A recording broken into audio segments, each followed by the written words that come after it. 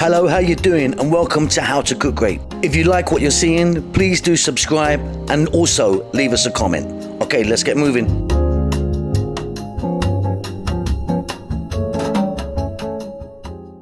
How you doing, everyone? So we're going to make this beef stew today, beef and vegetable stew. The beef I've got is not the best quality. It's a bit of a stew one, bit tough, but we're going to get it in a pressure cooker and get it super tender. And then we're going to add loads of veg, as you can see. Tomato based. I've got garlic in there, a bit of cumin. There's carrots, there's potatoes, there's zucchini, there's bell peppers, there's onions. It's fabulous. Welcome back to How to Cook Great. So we have here our beef. I've got 1 kg of beef there. Now it's not the best, by the way, that's 2.2 pounds. It's not the best quality. It's a stewing beef, fairly large chunks. What we're going to do is we're going to pressure cook this and get it really beautifully tender.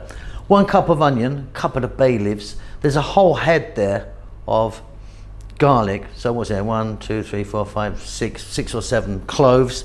A teaspoon of black peppercorns. A teaspoon of rosemary. That's a dried rosemary.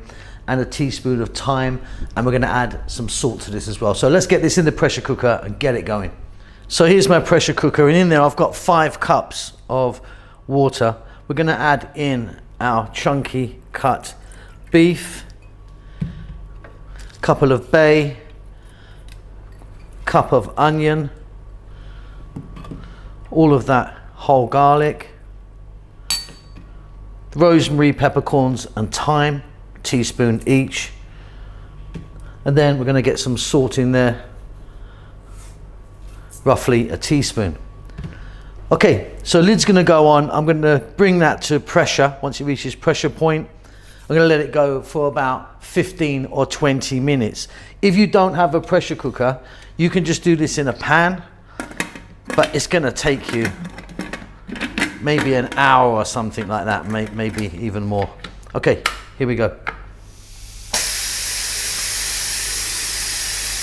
Okay, so for 2 reasons, we've done ourselves a big favor there. We've tenderized the meat and we've pumped loads of flavor into it. What I'm going to do now is I'm going to separate the meat from the water, but we need to keep both.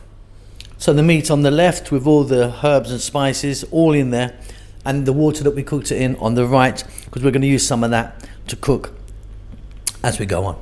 Let me show you some other vegetables. Okay, so we've got our beef done. Now, if you've got a really lovely cut of beef, you obviously don't need to go through that process. You can just go in with the raw beef if it's a beautiful cut. Right, we've got tomatoes there. That's fresh tomatoes. There's 3 cups there. I've put them into my food processor to get them nice and thin. If you don't have a food presser, you can just cut them really small. Potatoes, 3 cups again, which is about the same volume. Both of these are about the same volume as the beef. We've got 3 cups roughly of beef. 2 cups of chickpeas cooked.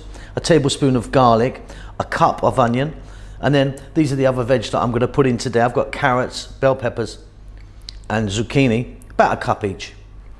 Okay, so look, I'm going to be cooking in this kind of wok thing so you can see it really clearly, but you can be doing this in, you know, a large pan or something like that, a large saucepan. Okay, I've got about 4 tablespoons of olive oil in there, and I'm putting in that 1 cup of onion. To that I'm going to add a tablespoon of garlic,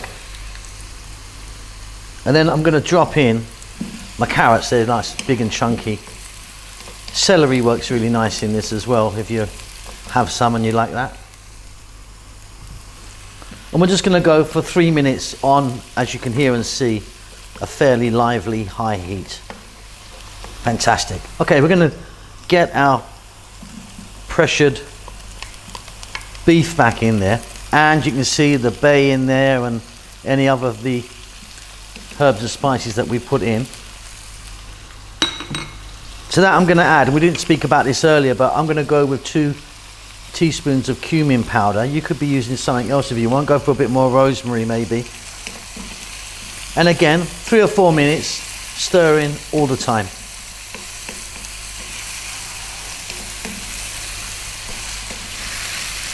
Really fabulous. Okay, potato time. Cut the potatoes in a similar size to the beef, and it's roughly the same amount in volume, like about 3 cups of each it works out. And again, we're going to go 3 or 4 minutes getting those potatoes and the meat mixed together, get some of those lovely spices on them.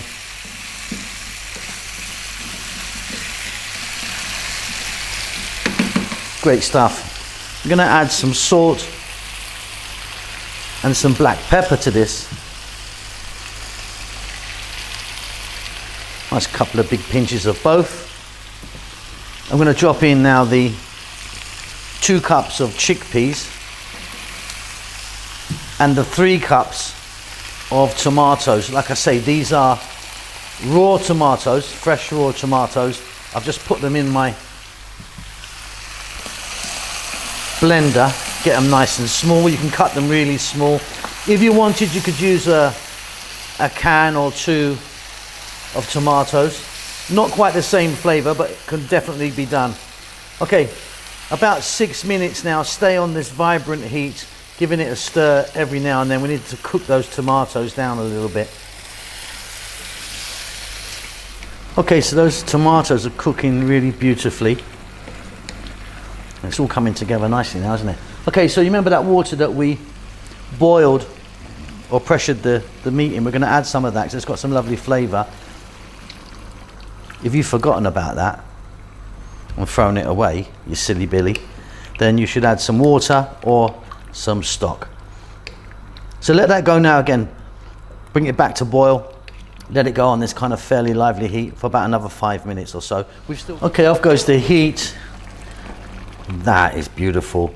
What you want to check is that your potatoes are cooked nicely. Mine are really nice and soft. We know that the beef is good. Now if you want, you can get some chopped parsley in there or something like that. Check it for salt. That's done. Beautiful. Okay, and there you go. Lovely big old bowl of stew there. Feed the whole family with, no problem. That's delicious, that is. That beef is really, really tender. Hope you enjoy that. Take care. See you soon. Lots of love.